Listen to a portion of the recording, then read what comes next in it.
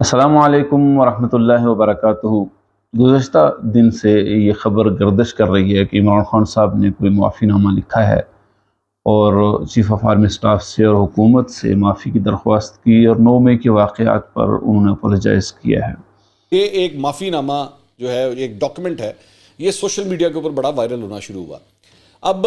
اس کو کہا جا رہا ہے کہ جی عمران خان صاحب کا یہ معافی نامہ ہے اور عمران خان صاحب نے معافی مانگی۔ اس حوالے سے اگر دیکھا جائے، جس طرح کے پی ٹی آئی کے لوگ کہتے ہیں کہ یہ عمران خان صاحب کی لکھائی نہیں ہے، کہ وہ اردو میں اتنی مہارت نہیں رکھتے،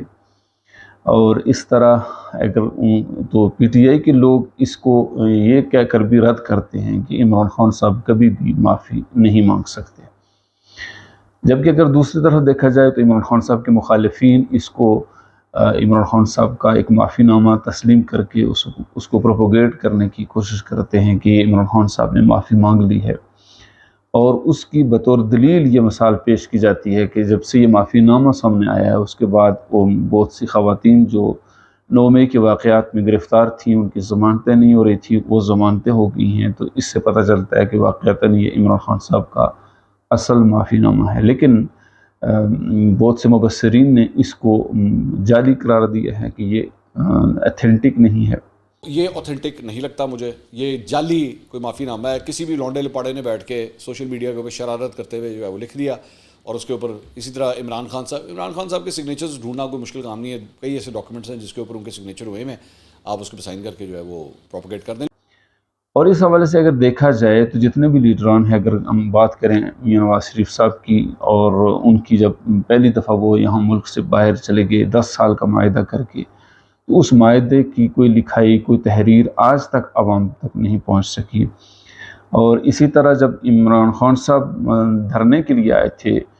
25 مئی کو، اور اس وقت عمران خان صاحب سینٹوریس کے قریب تک پہنچ چکا تھا ان کا دھرنا اور قافلہ، جبکہ اندرون خانہ پی ٹی آئی کے بہت سے لوگ اس وقت کی حکومت کے ساتھ مذاکرات بھی کر رہے تھے۔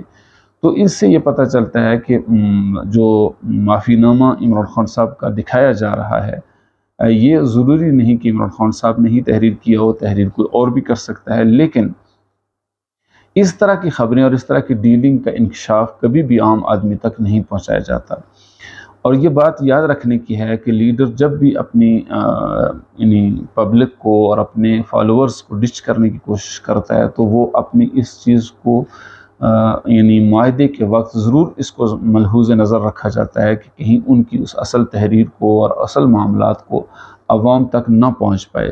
کیونکہ ہو سکتا ہے کل حالات بہتر ہوں اور پھر وہ عوام میں آئے، تو عوام کو اگر پہلے سے پتہ ہوگا کہ اس نے ہمارے ساتھ یہ فراڈ کیا ہے، یہ دھوکہ کیا ہے، تو پھر عوام اس کے ساتھ نہیں ہوتی۔ تو چونکہ ایک طرف اگر ہم دیکھیں تو سیاسی زعماء اور سیاسی لیڈران ہیں، اور دوسری طرف اسٹیبلشمنٹ ہے،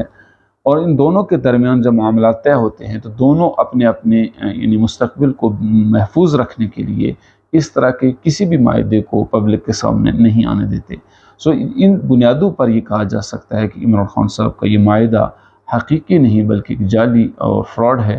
اور جب بھی کبھی اس طرح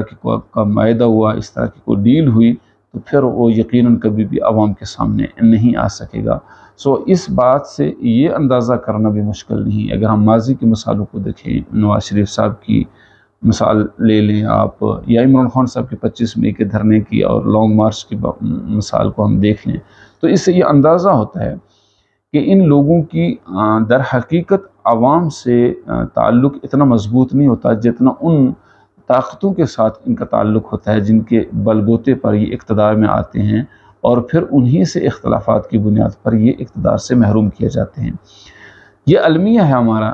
کہ ہم ان حکمرانوں اور ان لیڈروں کی بظاہر باتوں کو حقیقت سمجھتے ہوئے ان کے فالوور بنتے ہیں، اور یہ بھی ایک المیہ ہے کہ ان کے ان خوشنما نعروں کے پیچھے بھاگتے بھاگتے ہماری کئی نسلیں برباد اور تباہ ہو گئی، عوام بھوکی اور پیاسی ہو گئی،